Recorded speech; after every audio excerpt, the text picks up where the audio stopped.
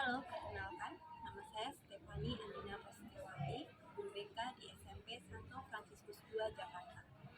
Saat ini saya sedang mengikuti PPG dalam jabatan kategori 1 Angkatan 2 tahun 2023 di Universitas Atmajaya Jakarta.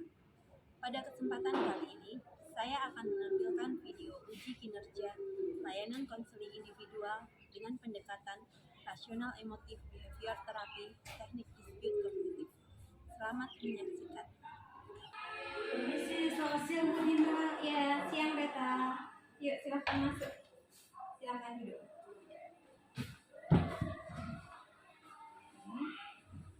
Ya, sudah nyaman belum duduknya? Oke, gimana kabar Beta hari ini? Baik, Bu. Baik.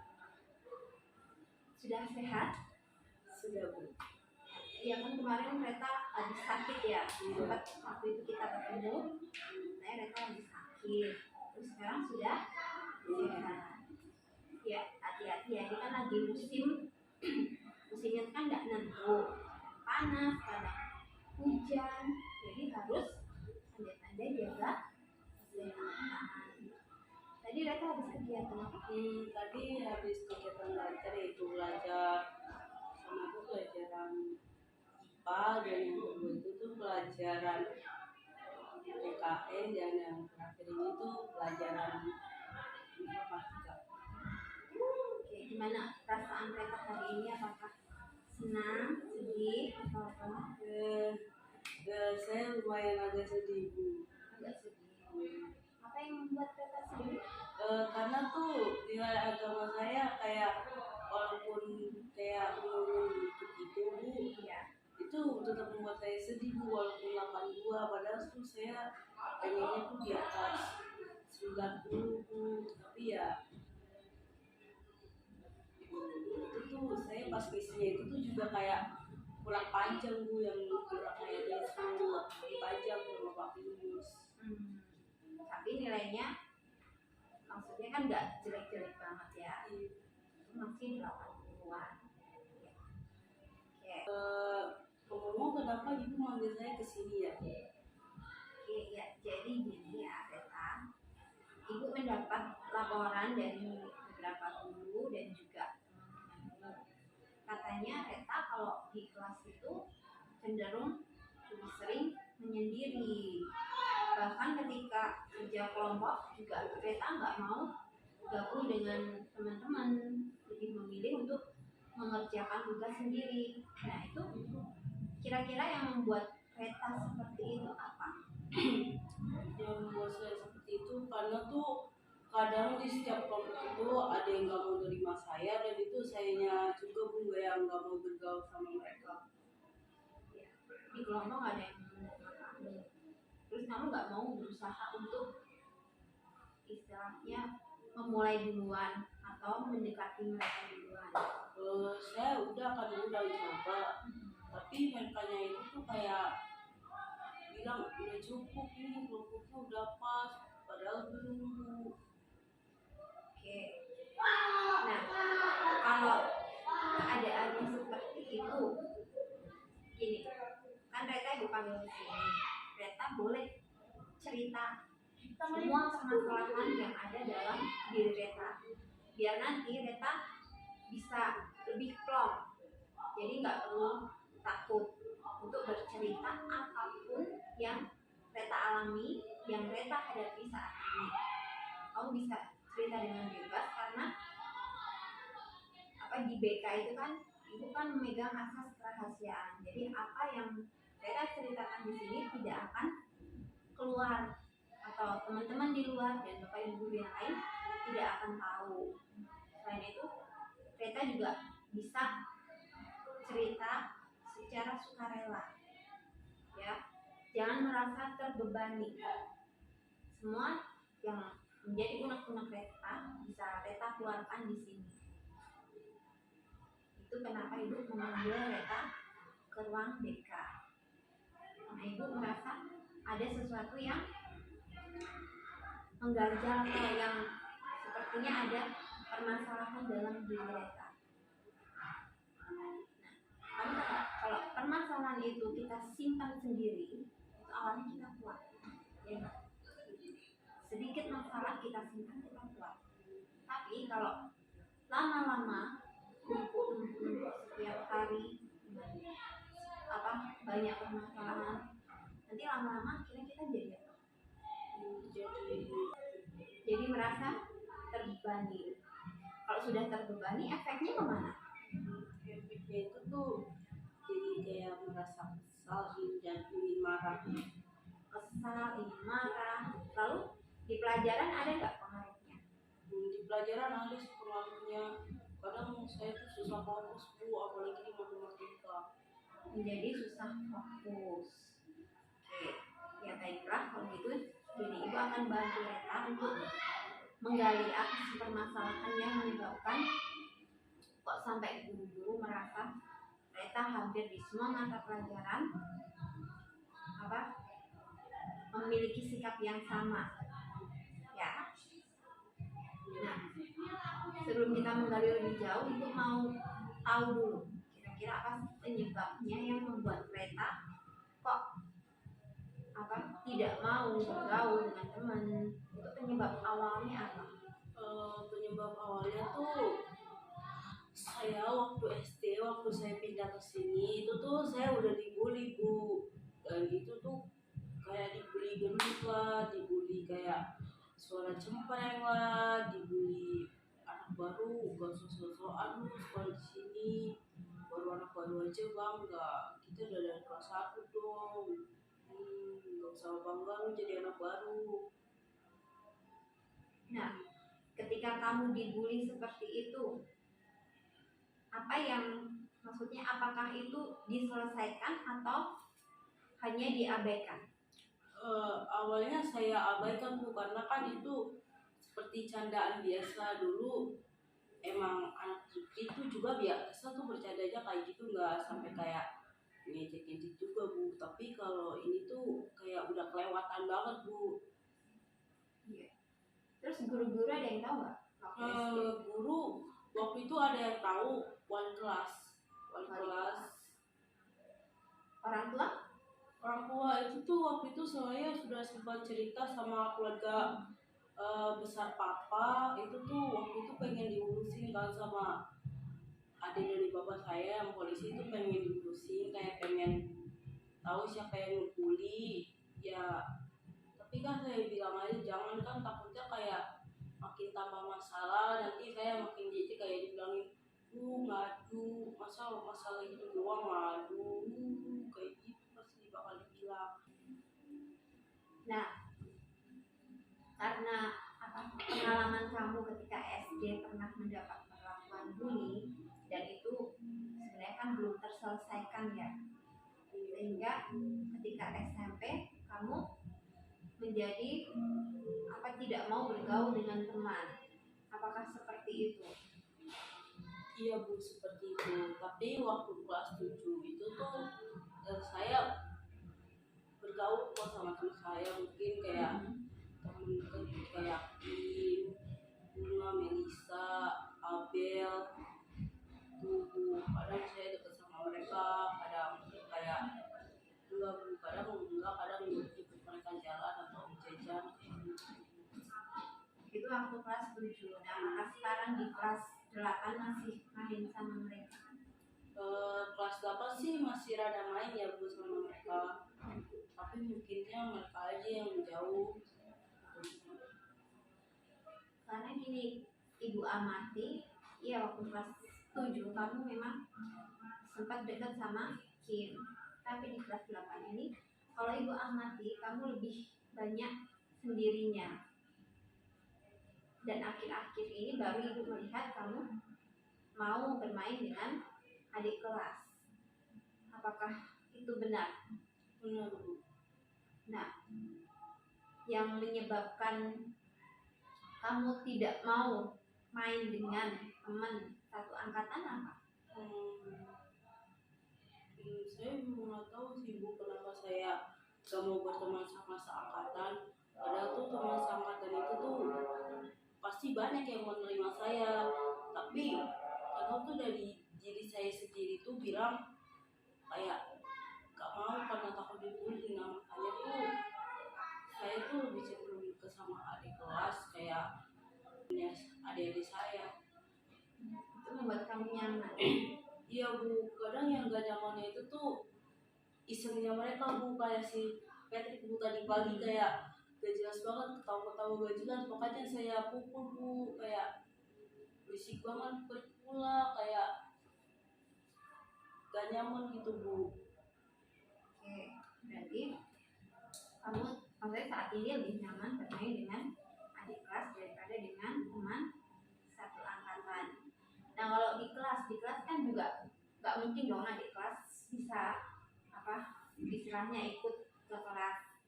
Apalagi ketika pelajaran-pelajaran kan biasanya ada yang namanya kerja kelompok, iya nggak? Iya. Nah kalau di kelas ada nggak sih teman yang apa kamu bisa cocok sama dia atau kamu bisa main sama dia, ada nggak? Ada sih Bu, ada itu tuh Lola, Melisa sama Shini. Lola, Melisa sama Shena, mereka masih mau main sama kamu. Tapi kadang itu tuh kalau di kelompok tuh mereka doang yang mau nerima saya Bu. Yang lain gak mau. Yang lain nggak mau. Sudah pernah dicoba itu? Sudah pernah Bu, kayak contohnya dia kelompok yang kata waktu bahasa Inggris kan, padahal itu tuh saya udah selesai waktu itu. Saya kan sekelompok sama Rahel waktu pas mereka yang lain-lainnya itu pada AMBK. Nah ini kan disuruh lagi nih sama Miss kita buat lagi kayak dialog gitu berkelompok. Nah saya pengen banget kan join kelompoknya yang ada gitu Bu. Tapi mereka nggak nerima Bu. Nggak nerima. Terus juga Miss Vita bilang sana join aja sama cowok pada nggak mau Bu. Padahal saya itu udah selesai Bu, udah kayak konsentrasi juga. Nah ketika kamu mendapat penolakan seperti itu yang kamu lakukan apa? Yang saya lakukan itu sebenarnya tuh saya pengen mencoba lagi sekali lagi, tetapi karena mereka itu kayak nggak mau sama sekali ya, jadi saya diam saja Bu. Diam saja. Terus kamu perasaannya gimana sih ketika mendapat penolakan seperti itu? Rasanya sakit hati banget Bu. Sakit hati. Yang kamu pikirkan apa kalau pas ketika sakit hati seperti itu? Yang kamu pikirkan terhadap teman-teman?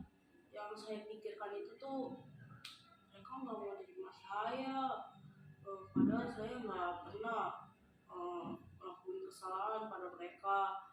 Mereka itu selalu ngejek saya terus, saya ada salah apa coba? Itu terus Bu yang terlintas dalam pikiran saya kalau misalnya saya ditolak dalam suatu kelompok. Oke. Terus kan beberapa kali kan ibu kan juga pernah kalau ketemu kamu, misalnya kamu ada apa-apa kayak misalnya waktu itu kamu ngerjain tugas IPA, kamu mengerjakannya sendiri. Saya bertanya, kenapa kok kamu mengerjakan sendiri? Kamu bilangnya takut, atau malu sama teman-teman. Kenapa harus takut atau malu? Saya takut itu Bu karena pasti nggak ada yang mau deket sama saya Bu. Gak ada yang mau deket sama kamu. Kamu Pernah nggak Reta tanya ke mereka? saya nggak pernah nanya Bu. Kenapa? Kalau saya tanya ya pasti mereka bakal kayak saya di pikiran saya kayak gini Bu. Kenapa kok kamu berpikir kalau tadi teman-temanmu jijik sama kamu? Buat kamu berpikir seperti itu? Ya seperti tadi Bu, kayak tanganku tuh kurang kayak dibilang Bu tanganku kan sering kotor Bu, padahal enggak aslinya. Padahal itu kadang kan aku tuh selalu gedein hand sanitizer di apa tuh di tempat refill atau di mana, tapi mereka kayak jijik gitu Bu. melihat dari cerita kamu, jadi kamu kan tadi kan ditanya kenapa kok kamu menyendiri, kan? Karena kamu tadi bilang pernah mendapat perlakuan bully ketika di SD. Dibilang apa namanya, suami cempreng, lalu bilang gendut. Itu membuat kamu menjadi saat ini menarik diri dari pertemanan, nggak mau lagi berbaur dengan teman, dan kamu merasa kalau dekat dengan atau mau berbaur dengan teman, kamu punya pikiran nanti jangan aku akan dibully lagi. Benar seperti itu kan? Iya, terkadang saya Jadi permasalahan yang Reta ungkapkan tadi, nah ibu melihat atau kita bisa mencoba, nanti ibu akan coba menggunakan untuk menyelesaikan pikiran-pikiran yang ada dalam diri Reta. Ibu akan menggunakan pendekatan REBT. Apa itu pendekatan REBT? Itu pendekatan rasional emotif behavior therapy. Itu karena kan kalau ibu lihat dalam diri Reta itu kan ada pikiran-pikiran yang irasional, sehingga membuat Reta tidak mau berbaur dengan teman. Nah, untuk gimana caranya kita memperbaiki itu, nanti di sini ibu punya yang namanya kartu. Di sini ada kartu ABCD. Apa ini ABCD? Nanti ibu minta kamu mengisi ini satu persatu. Kartu ini sesuai dengan tadi permasalahan yang kamu hadapi. Nah, untuk yang pertama kita akan mulai dari kartu A atau activating event. Kita akan cari penyebab awal dari permasalahan yang kamu hadapi saat ini. Kita bisa tuliskan di sini penyebab awalnya. Bacakan di sini. penyebab awalnya itu saat saya masih SD. SD itu saya sering sekali dibully gendut, suara saya itu kayak aneh gitu Bu. Terus sama waktu kelas 6 itu tuh saya juga diejek karena saya anak yang penyakitan Bu. Jadi dulu Nah, tadi kan penyebab awal dari permasalahan yang kita hadapi saat ini. Lalu di sini ada kartu B. B itu namanya belief atau keyakinan-keyakinan atau pikiran-pikiran yang menyebabkan kamu menarik diri dari pertemanan. Kamu tuh berpikir apa tentang teman-teman kamu? Jadi kamu bisa tuliskan. Ada pikiran apa yang menyebabkan kamu untuk tidak mau bergaul dengan teman-teman? saya itu berpikir bahwa teman-teman saya itu tuh kayak jahat sama saya dan kayak tukang bully gitu Bu, dan lain sebagainya, kayak mungkin kayak tadi kamu seperti tadi, makanya saya lama keluar kayak berisik nama orang tua dengan sebutan nyanyi tadi. Makanya tuh lama keluar karena tuh tadi pas nyanyi Franciscus nyanyi mus itu tuh ada yang nyebut sama orang tuanya Diko tuh keras banget Bu, makanya lama keluarnya. Saya berpikir bahwa teman saya itu jahat, tukang bully. Lalu yang C, di sini C ada konsekuen, akibat dari pikiran kamu itu untuk apa? Terhadap perilaku kamu. Ada enggak? Akibatnya itu tuh saya tidak punya teman dan semakin dibully Bu sama teman-teman. Akibatnya menjadi tidak punya teman dan semakin dibully. Oke, ya, tadi Reta sudah mengisikan kartu A, B, dan C. Nah, untuk melihat atau menggali menyelesaikan permasalahan ini, coba sebentar Ibu ada video yang bisa Reta lihat. Coba perhatikan.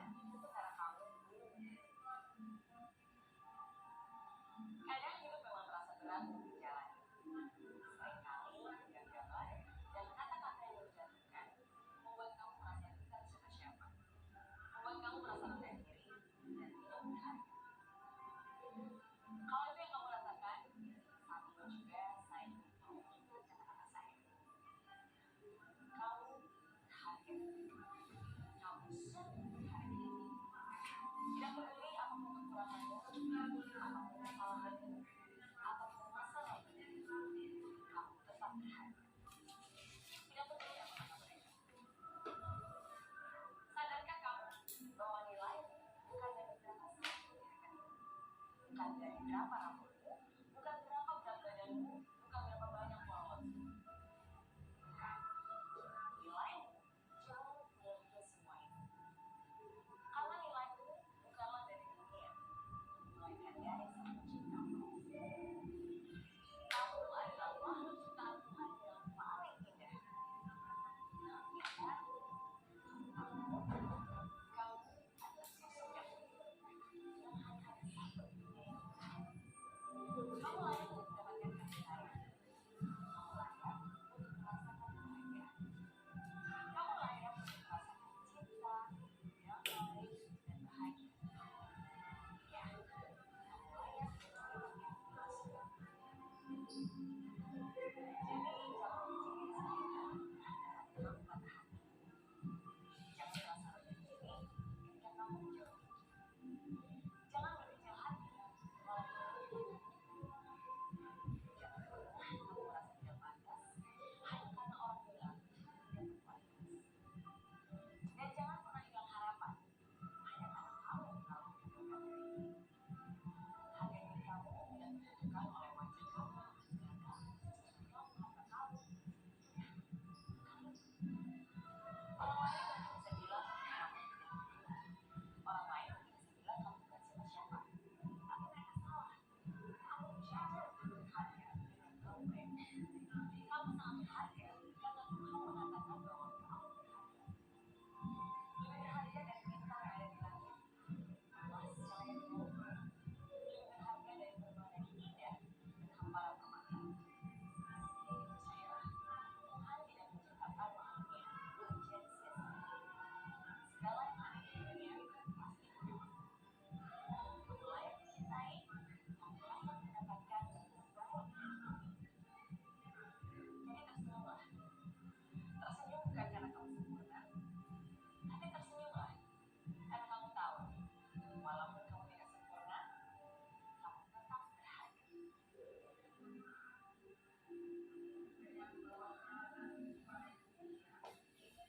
Coba dibaca bagian ini. Walaupun kamu tidak sempurna, kamu tetap berharga. Dari video ini, apa yang Reta dapatkan?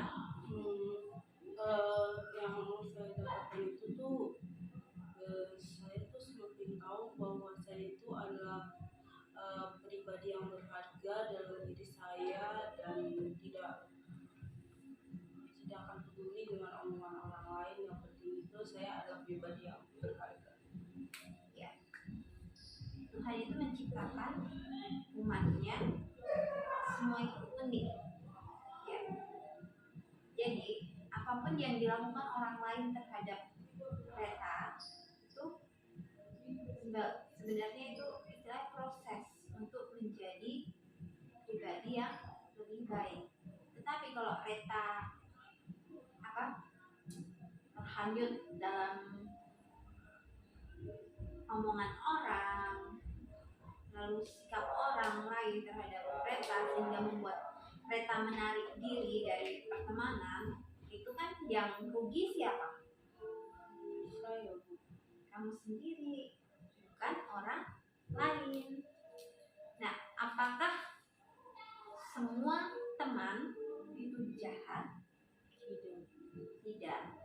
Ada yang baik sama Reta? Siapa coba?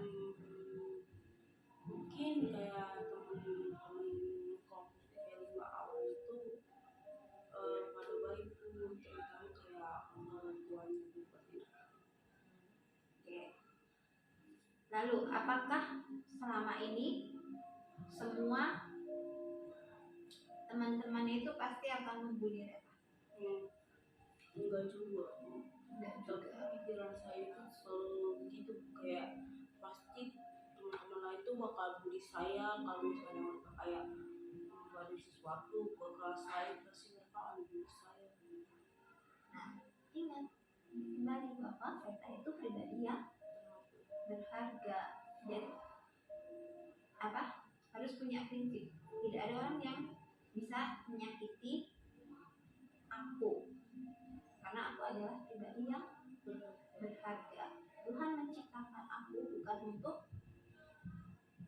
untuk disia-siakan. disia-siakan. Jadi kamu jangan termakan dengan pikiran kamu sendiri, ya enggak? Ingat, tidak semua orang itu pasti akan membuli. Kalau semua orang membuli, nggak ada yang mau main sama Reta, ya nggak? Tidak ada satupun orang yang akan mau main sama Saya Reta. Jadi bisa nggak ini? Jadi bagian B, keyakinan. Bibit kan kamu menuliskan, saya berpikir bahwa teman saya itu jahat, tukang bully, dan lain sebagainya. Kira-kira apa sih yang bisa mengubah keyakinan ini? yang bisa membuat keyakinan itu dengan cara tuh saya bakal berusaha bergaul dengan mereka, atau kayak menghiraukan atau mencoba membalas kata-kata mereka. Itu sih yang bisa. Itu kan tindakan. Nah, untuk mengubah pikiran, kamu selama ini kan selalu berpikir temanku jahat, temanku tukang bully. Pikiran itu diganti dengan apa?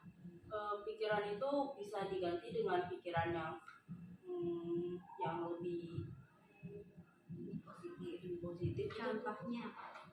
Contohnya itu tuh kayak mungkin mereka tuh kayak belum kenal aja sama saya, makanya mereka tuh kayak masalah saya itu tuh karena mereka belum tahu tentang saya, atau semua kayak tentang saya, atau mereka tuh juga menunggu saya untuk memperkenalkan diri kepada mereka. Atau Jadi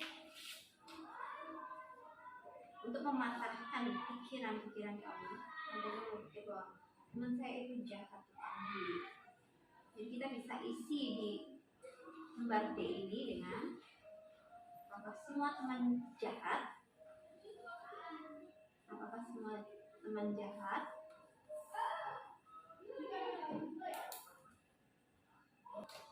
apakah semua teman itu jahat dan membuli? Tidak, Bu. Melainkan mereka itu baik dan tidak membuli sama sekali, Bu. Jadi tidak semua teman itu jahat dan membuli. Nah, lalu pikiran-pikiran baru yang tadi Reta untuk apa? Mengubah pikiran. Tadi kan Reta bilang karena mungkin mereka belum mengenal Reta lebih dalam. Jadi apa yang bisa Reta tuliskan di bagian E? Itu tuh saya seharusnya bergaul sama mereka, pasti mereka akan menerima saya apa adanya.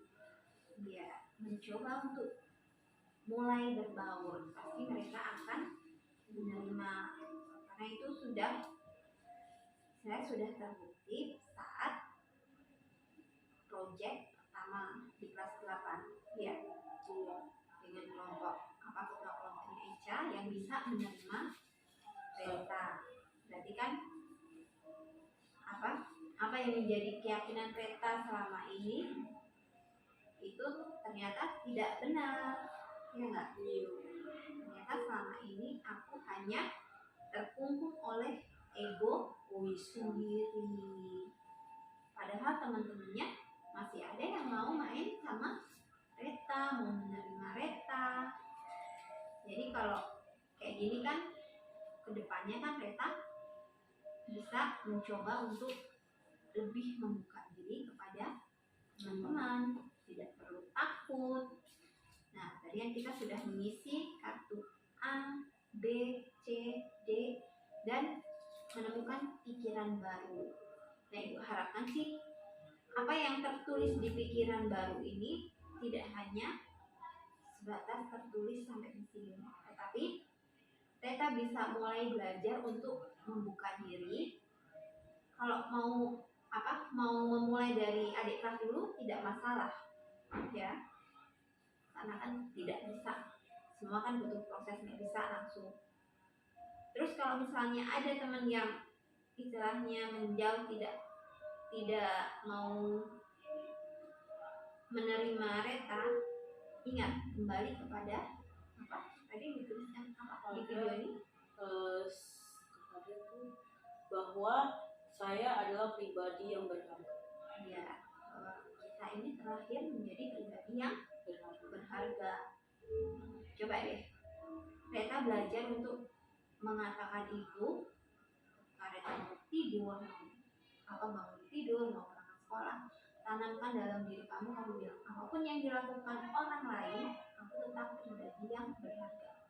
Itu Reta coba sugesti diri dengan kata-kata itu, biar Reta bisa istilahnya nanti lebih kuat. Nanti Reta bisa coba mulai nanti malam atau mulai besok. Reta coba, kita lihat seminggu ini, ketika kamu dihadapkan dengan situasi yang kurang menyenangkan di sekolah, dengan kamu mensugesti diri dengan kata-kata seperti itu, apakah ada perbedaannya atau tidak, ada perubahannya enggak? Nanti kalau Reta sudah coba selama seminggu ini, nanti ketemu sama Budina lagi, kita ngobrol lagi untuk melihat apakah ada perbedaannya atau tidak yang dirasakan. Ya, paham Reta sampai di sini? Paham, Bu. Jadi nanti Reta tugasnya yang pertama mensugesti diri dengan kata-kata apa tadi? Walaupun orang-orang bilang saya adalah pribadi yang berharga. Ya, apapun yang orang lain katakan, saya tetap pribadi yang berharga. Coba ulang dengan lantang. Apapun yang orang lain katakan, saya tetap pribadi yang berharga. Itu coba untuk disugesti ke diri kita. Pokoknya mulai dari mau tidur, pokoknya di saat situasi yang Reta bisa mensugesti diri dengan itu, Reta lakukan itu, ya. Oke. Ya, lalu kan di sini Ibu ada lembar evaluasi. Nanti Ibu minta tolong Reta untuk mengisi ini, nanti bisa diisi di bawah pulang. Reta isi ini untuk melihat atau menilai hasil proses konseling kita selama beberapa hari ini, ya. Nanti Reta bisa isi di rumah. Ya. Ibu ucapkan terima kasih karena Reta sudah mau menyempatkan waktu untuk kan tadi Budina panggil, Reta menyempatkan waktu dan mau datang ke ruang BK untuk mengungkapkan semua permasalahan yang Reta hadapi, sehingga tadi kita sudah membahas permasalahan Reta, lalu dicapai titik temu, jalan keluar untuk mengatasi permasalahan Reta yang sudah Reta hadapi selama ini. Dan semoga Reta gak kapok datang ke ruang BK, dan kalau misalnya suatu hari ada permasalahan lagi, Reta bisa datang kembali, ya. Ibu tanya, perasaan Reta gimana? Kayak sebenarnya kayak awalnya tuh deg-degan aja, bukannya dipanggil BK. Soalnya dulu saya juga pernah dipanggil BK pas di negeri karena saya tuh kayak dituduh ikut tawuran, Bu, padahal saya nggak ikut tawuran. Terus sekarang tadi awalnya deg-degan, sekarang perasaannya gimana? Perasaannya lega, Bu, karena bisa mengungkapkan permasalahan di sini dan menyelesaikannya dengan baik. Ya, Ibu, terima kasih karena Reta sudah mengikuti proses konseling ini dengan baik.